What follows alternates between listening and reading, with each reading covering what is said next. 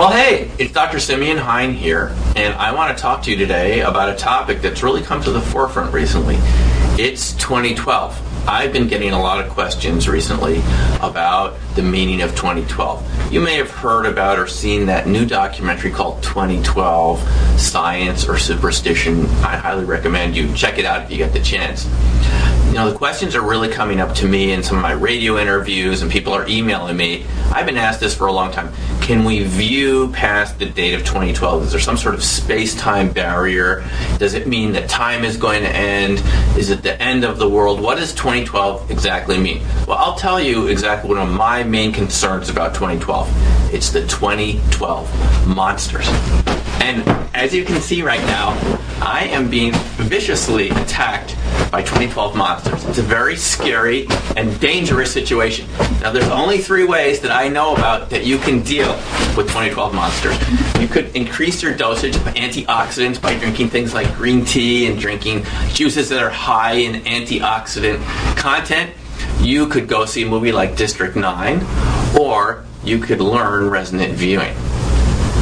Well, look at that. It just mentioned the word resonant viewing, and it scares the 2012 monsters away.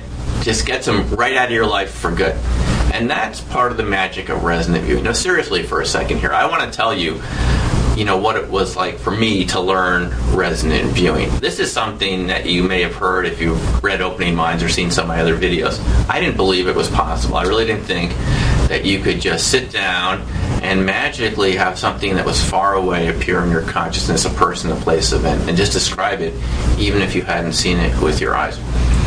Learning resonant viewing, what it's going to do is it opens up doorways. It opens up doorways to the unknown, to things that you may be curious about but never really explored, things that you never took seriously, things that people have ridiculed before, but you're really inwardly, secretly really interested in knowing what's going on with it. So learning, as it was called back then, remote viewing, it really opened my awareness and my sense of what was possible to a lot of other topics and ideas, like crop circles, like UFOs, like communications with spirits, the work of Mark Macy, and channeling.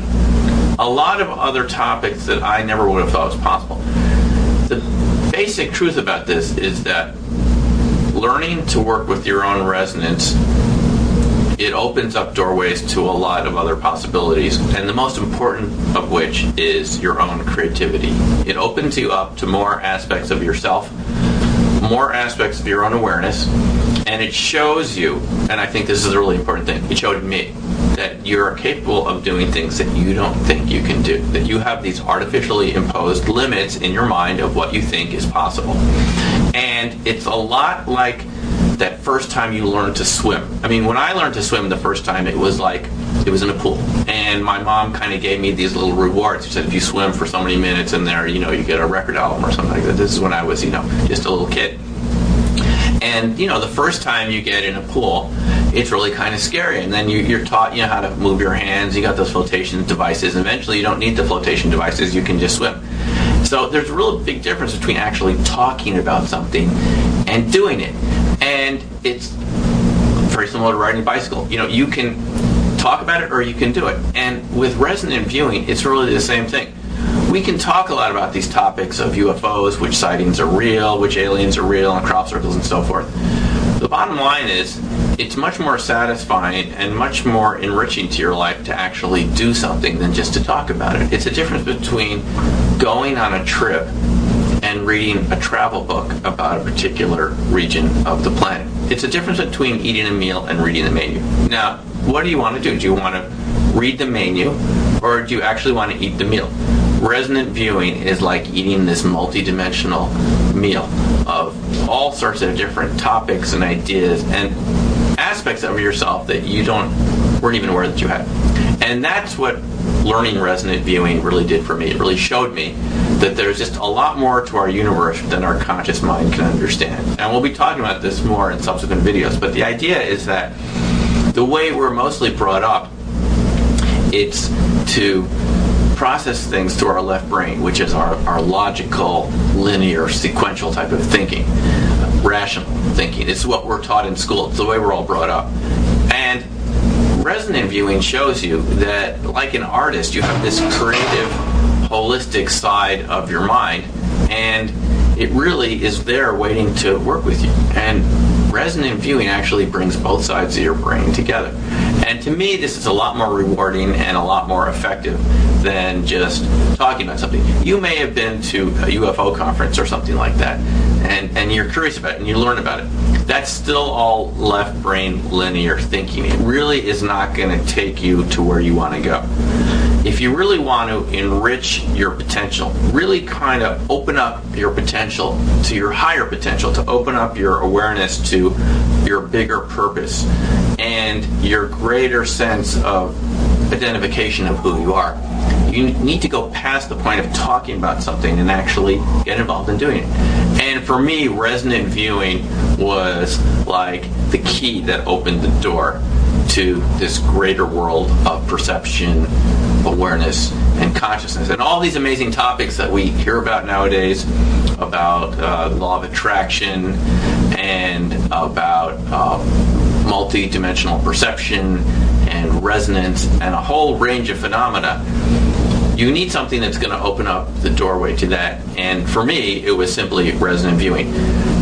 It's the difference between talking and doing. And I really feel that we're at a time in our society where we need to go beyond just talking about some of these phenomena and actually doing them. It's where we need to go. We need to get past the point of just actually identifying where we could be going and actually doing it. And the thing about doing it, it's just like jumping in that pool for the first time. It's like riding the bicycle.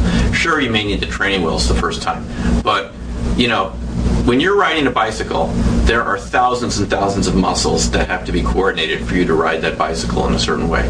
And as much as we can talk about it, it's not the same thing as actually doing it, because once you get on the bicycle and you start riding, all of those processes automatically kick into place. And that's what we want to tap into. It's the universe's ability, your own ability, to have all these systems working perfectly, automatically, without you having to think about it. The real amazing thing about resonant viewing for me is that it isn't something that you need to think about. It just happens. If you follow the simple instructions that kind of are the basis for how the system works, all you need to do is follow it, and you're going to be able to automatically view things resonantly. And it just feels like magic. Okay, so to sum up, getting in touch with your own resonance opens up doors to lots of different subject matter, ideas, your own inner creativity, and a lot of things that you may have been blocking out with your conscious mind. So I hope you enjoyed that. Stay tuned for part 2, where we're going to talk about resonance, why it works. Thanks a lot, and we'll see you later. Take care.